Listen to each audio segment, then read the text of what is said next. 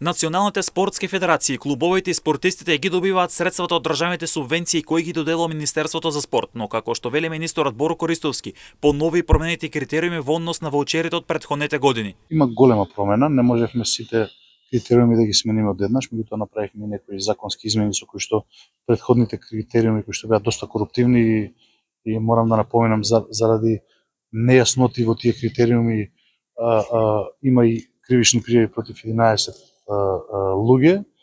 Ние го направивме да биде најтранспарентно што е можно, да не можам да влијам нити јас на распределбата на критериумите.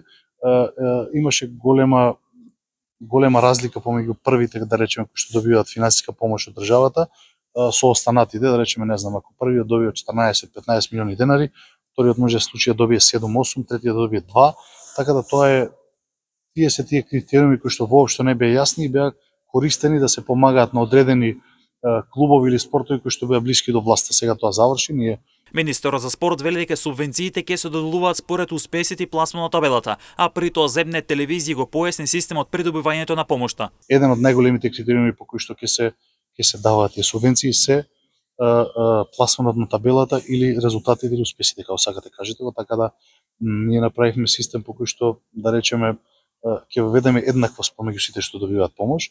Ако првиот, да речеме, било кој спорт добива, не знам, 1000 денари, вториот ќе добива 0,36 или 0,38% помалку и така оди со ист процент намалувањето надоле. Така да тоа се работи кои што добивањето на средствата или висината ќе зависи исклучиво од пласманот на табелата.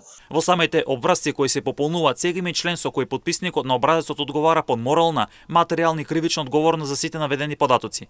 Што е можеби најважно заради сузбивање на таа корупција или малверзација на институциите, ставивме член во тие образци кои што се пополнуваат, каде што подписникот на тој образец под морална, материјална и кривична одговорност одговара за сите горе наведени податоци, така да тоа е уште еден чекор кон чистењето на македонскиот спорт, затоа што е неопходно.